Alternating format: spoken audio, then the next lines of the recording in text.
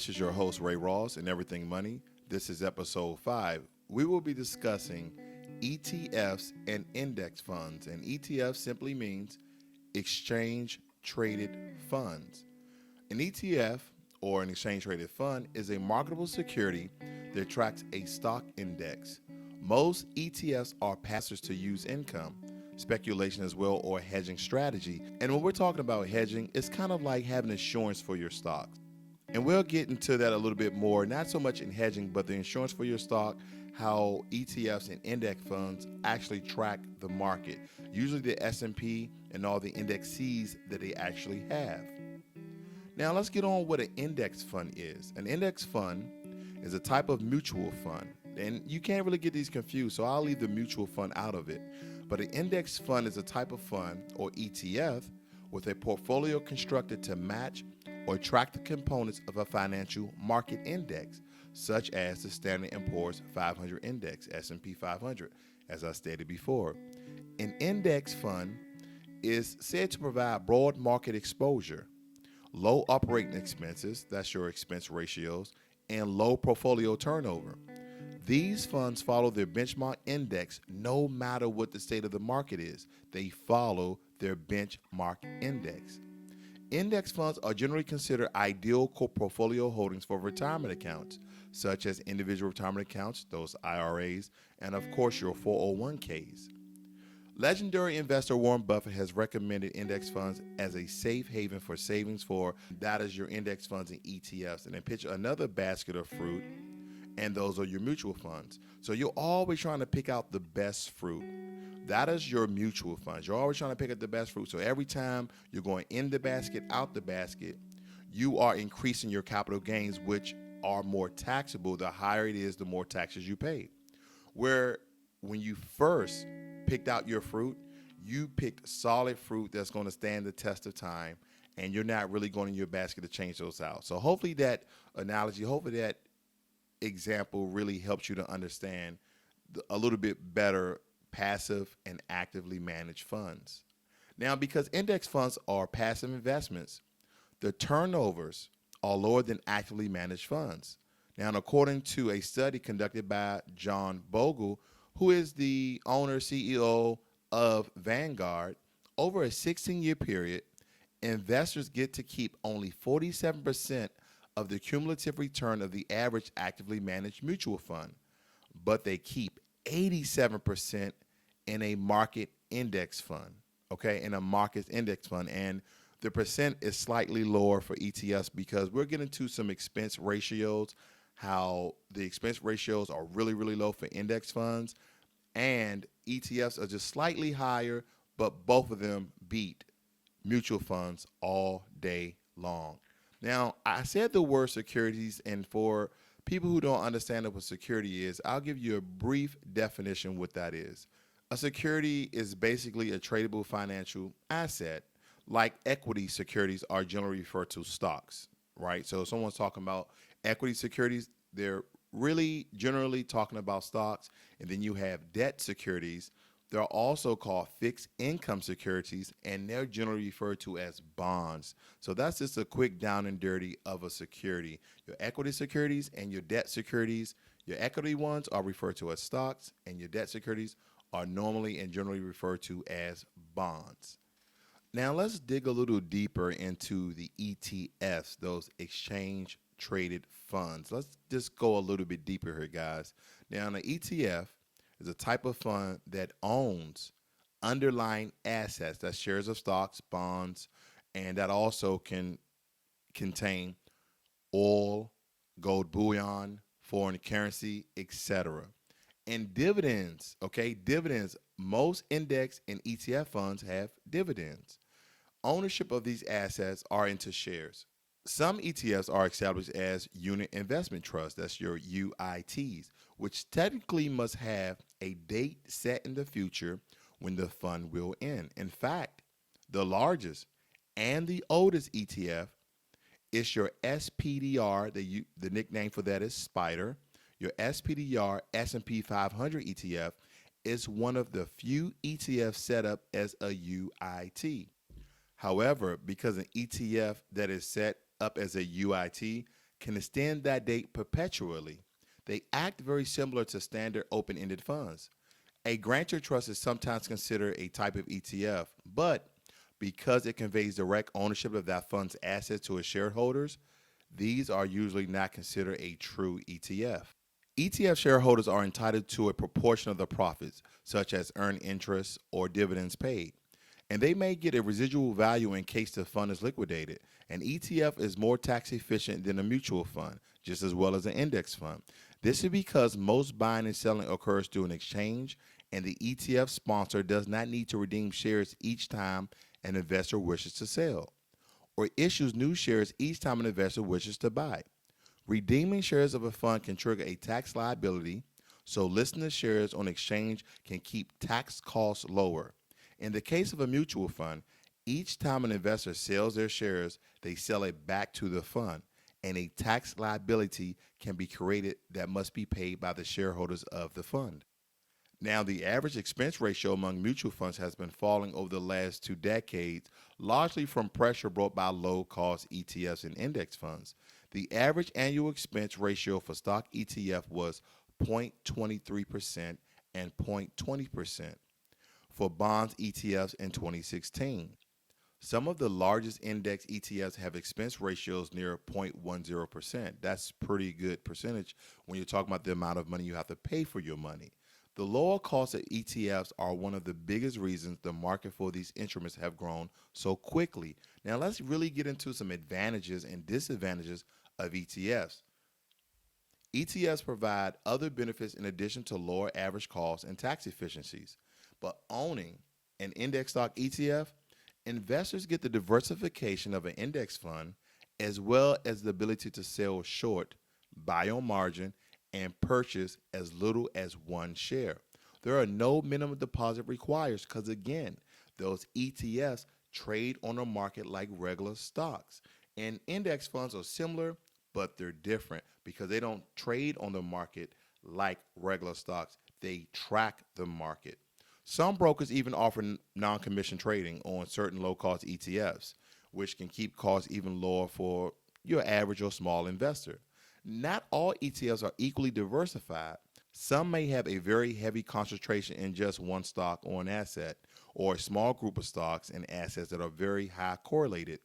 Actively managed ETFs may offer high potential returns, but they also are more expensive and may not meet expectations, meaning you're going to pay a lot to have that actively managed ETF in conjunction with a non or a passive managed ETF. You're going to pay lower fees. Now, since the financial crisis, ETFs have played major roles in market flash crashes and instability.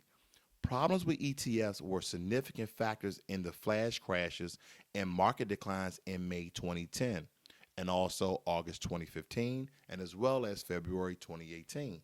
These is where the big indicators that we saw that ETFs played somewhat of a major role in what they call the flash crash. Now, many notable investors have raised concerns about the influence of ETFs on the market, and the demand for these funds can inflate stock values into fragile bubbles. Some ETFs rely on portfolio models that are untested in different market conditions and can lead to extreme inflows and outflows from the funds, which have a negative impact on market stability. Now, we really need to go into how index funds and ETFs work so we can start to understand how to invest in these things and move forward in investing. Now, indexing and ETF is a form of passive fund management, as we're going to continue to say this so you understand how these things are actually ran. Now, instead of a fund portfolio managed actively, stock picking and market timing, that is basically choosing securities to invest and strategizing when to buy and sell them. When building a portfolio, you're trying to figure out who's holding mirror for these securities of a particular index. The idea is that by mimicking the profile of the index, the stock market as a whole, or a broad segment of it, the fund will match its performance as well. There's an index and an index fund for nearly every financial market in existence. In the US, the most popular index fund tracks the Standard & Poor's 500 index, but a number of the indexes are widely used as well. Here's some examples like you have the Russell 2000, which is mainly small caps, Wilshire 5000 total market index. And by the way, this is the largest U.S. equities index. That's the Wilshire 5000 total market index. And you have the MSCI EAFE, and that simply is the foreign stocks from Europe, Australia, Asia, and the Far East. You have Barclays Capital US Aggregate Bond Index. That's your total bond market. You have the NASDAQ Composite. That's 3,000 stocks listed on the NASDAQ exchange. And last but not least, your infamous, your famous Dow Jones Industrial Average. Okay, so an index fund tracking, let's say the Dow Jones, for example, would invest in the same 30 large publicly owned companies that comprise the vulnerable index. Now, portfolios of index funds substantially change only when their benchmark indexes do. If the fund is following a weighting index, its managers may periodically rebalance the percentage of different securities to reflect the weight of their presence in the benchmark. So they're balancing the tables here. They just want to meet the benchmark. They're not really trying to supersede it. That's what actively managed accounts try to do. They try to beat the market. And by them constantly changing stocks in and out of a fund, that increases your taxes. So let's do a quick recap to clear a few things up. An index fund, an ETF, is a portfolio of stocks or bonds that is designed to mimic the composition and performance of a financial market index. Index funds and ETFs have lower expenses and fees than actively managed funds like mutual funds. So stay away from mutual funds. You're going to hear me say it a couple of times. Stay away from mutual funds. You have high fees. Index funds and ETFs follow a passive investment strategy, so you have lower taxes. Index funds and ETFs seek to match the risk and return of the market on the theory that long term, the market will outperform any single investment. Now, when we talk about lower costs, right? We're moving into our topic 2, topic 3.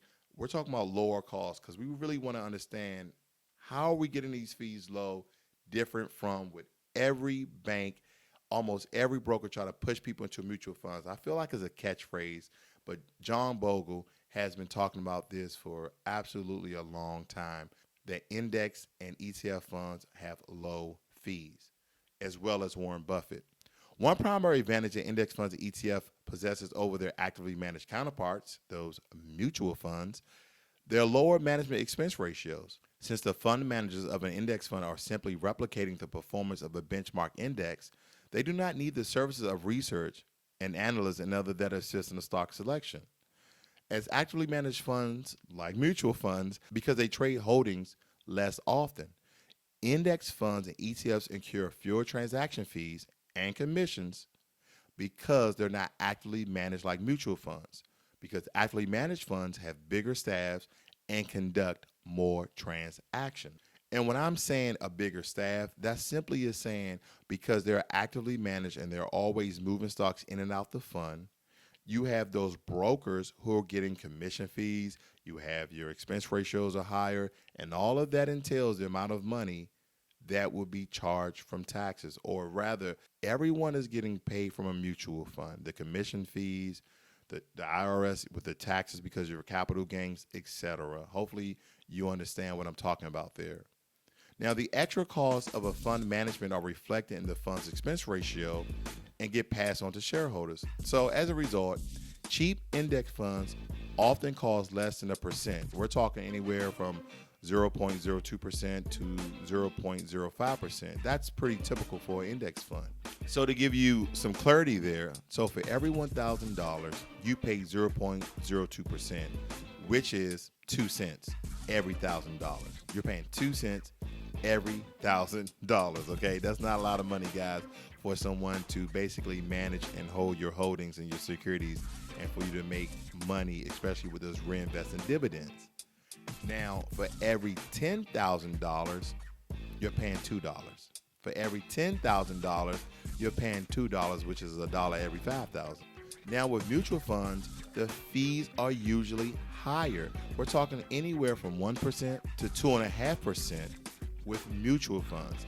Now, the average ETF carries an expense ratio of 0.44%. That's 0.44%, which means the fund will cost you $4.40 in annual fees for every thousand, just as well as we were talking about index funds. For every $1,000 you're paying 2 cents, and for every $10,000 you're paying $2. Now you see that it went up a little bit there with $1,000 at 0.44%. That's going to cost you 4.4, and you're like, wow, I'm putting my money in index funds because it's even cheaper than ETFs.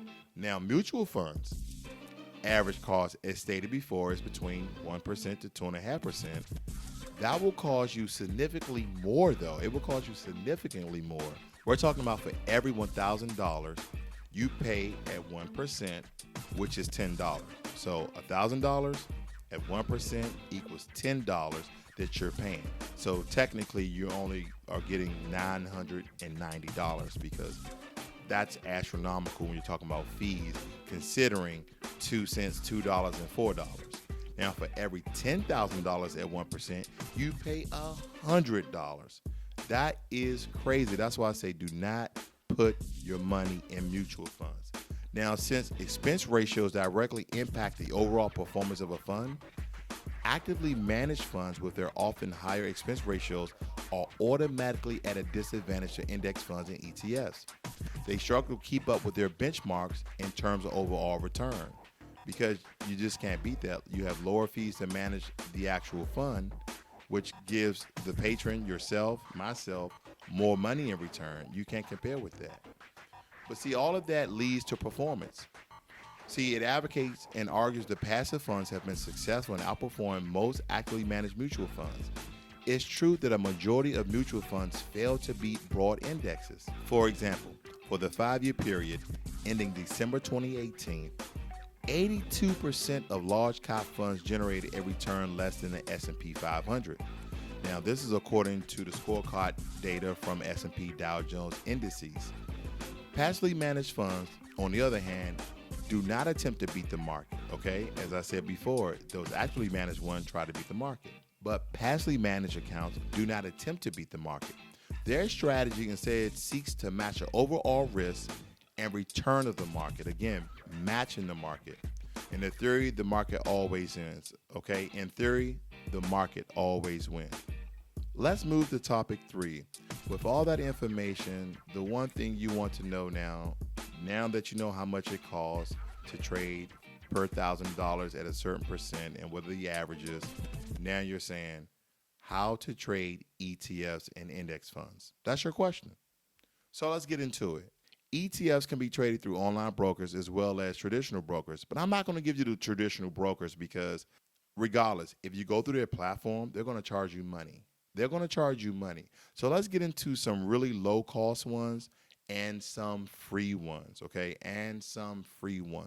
Now, you have Robinhood. You can buy ETFs as well as index funds on Robinhood, but mostly ETFs, and it's free. You have free commission. Also, you have M1 Finances where you can purchase your ETFs as well as your index funds, and there's no commission price. M1 Finance is totally free. You also can invest directly through Vanguard, which you pay your expense ratios.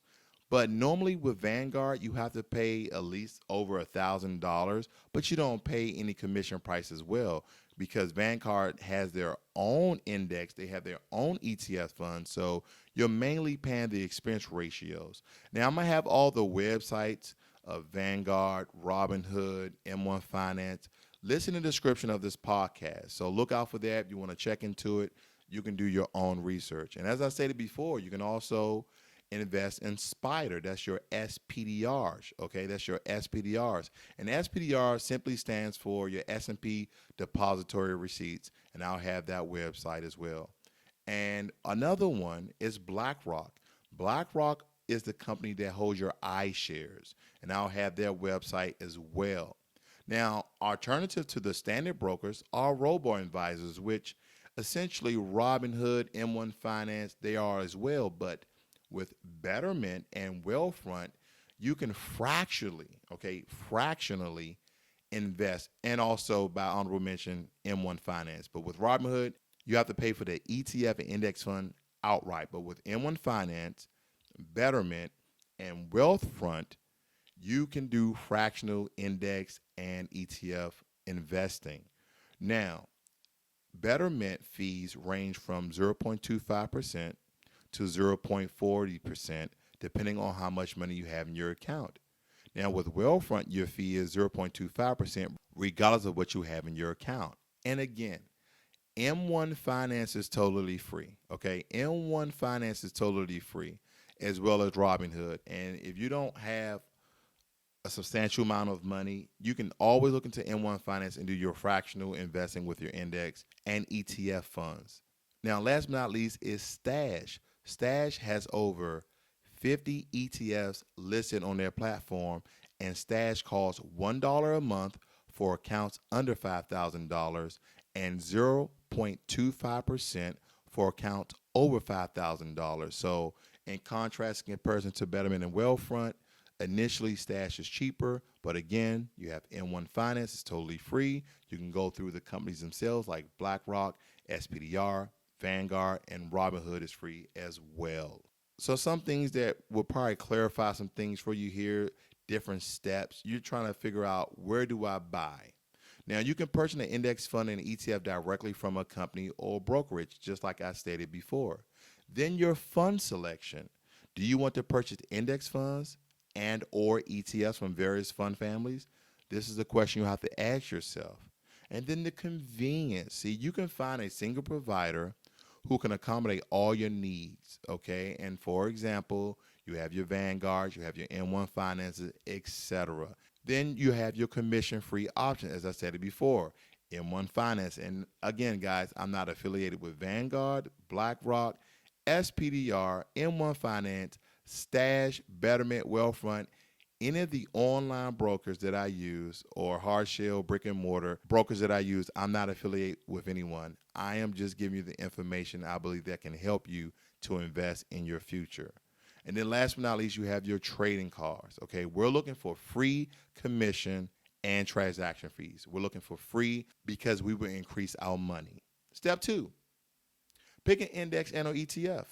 Do your research, okay? Like, for example, index funds and ETFs track various indexes as stated before. Okay, the S&P Poor 500 index is one of the best known indexes because the 500 companies it tracks include large, well-known U.S.-based businesses representing a wide range of industries.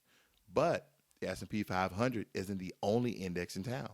There are indexes and corresponding index funds composed of stocks or other assets that are chosen based on company size and capitalization, geography, business sector or industry, asset type, and market opportunities. Well, you know what? Let's get into some of these topics I just went over. So, company size and capitalization. Index funds that track small, medium-sized, or large companies, also known as small, mid, or large capital indexes. That's your company size and capitalization. Now, geography. These funds focus on stocks that trade on a foreign exchange or a combination of international exchanges. Business sector or industry. Funds that focus on consumer goods, technology, health-related businesses. Asset type. Funds that track domestic and foreign bond commodities and cash. Market opportunities, emerging markets, or growing sectors for investment. Despite the array of choices, you may need to invest in only one. Step 3, check investment minimums and also other costs that may be associated with that fund. Now, low costs are one of the biggest selling points of index funds and ETFs. They're cheap to run because they're automated to follow the shifts in value in an index. Now, that particular portion is mainly for index funds. But, however, don't assume that all index funds are cheap because some of them are not.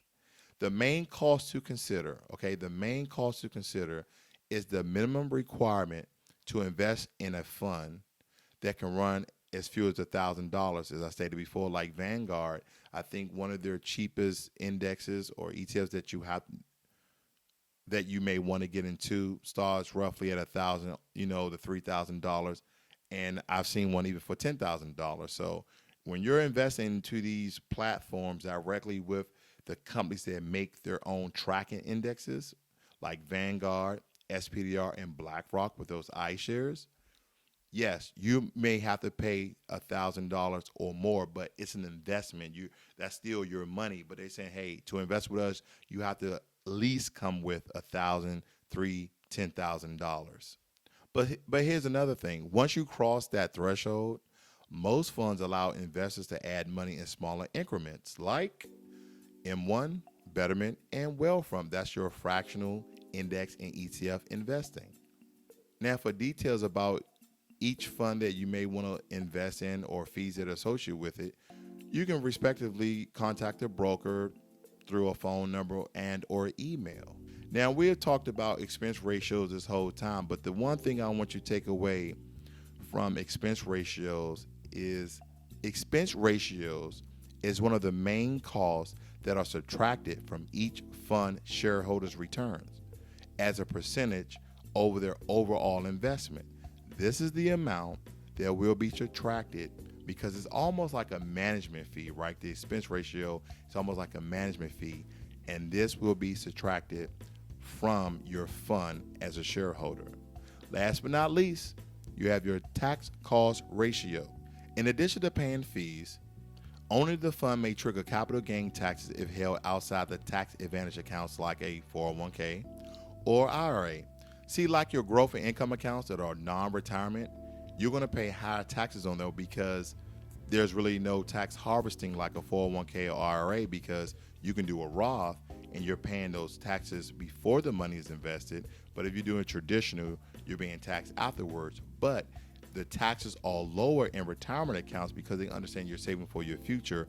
Whereas if you're doing accounts for growth and income, those personal investment accounts, you're going to pay a little bit higher taxes, guys. Okay, but like the expense ratios, these taxes can take a bite out of your investment returns. Now, typically 0.3% of returns when invested in an index fund and an ETF. And this is according to a 2014 study by Vanguard founder, again, John Bogle. So it is very imperative to know the tax card ratio as well as the expense ratio, because again, we're trying to lower the fees so we have more money in retirement. And just to wrap it up here, guys, and just to let you know where I stand on this, I literally sold all of my stocks within Robinhood and then started to buy ETFs and index funds through Robinhood with the money I had in my account. So that's how strongly I love index and ETF funds with the low expense ratios and with the dividends. That's the main thing here. And I don't mean that's the main reason why you should get it, but as your ETF and index fund is increasing in value, every 3 to 4 months, you're still getting dividends. And depending, and I might have to do a shift here to maybe M1 Finance or even Vanguard, because Robinhood and also Stash, they do not automatically reinvest your dividends. And I need that money to be reinvested so it can have compound dividends. Robinhood just leaves that amount of your dividends in your account to buy more stock or to deposit to your personal account. No, I want that money reinvested. That money that's in my account, I'm not touching. I want it to continue to grow and increase in value. So this has been a segment about ETFs and index funds, investing, the cost, and how it's beneficial for your diversification in your retirement and also your growth portfolio. So hopefully you learned something here. Let me know what you guys really want to hear about so I can do a podcast. That way, when you're on your way to work, you can learn something and make money while doing it. All right, everyone. That's all I have in this segment and everything money. Tune in next week. We will be discussing debt. That's right. We will be discussing debt and how to get out of it. So tune into next week to get the information to make your life better than it already is. This is Everything Money, where we break down complicated financial information and we give it to the people financially free in a common sense way. This is your host, Ross World, aka Ray Ross. I'm out.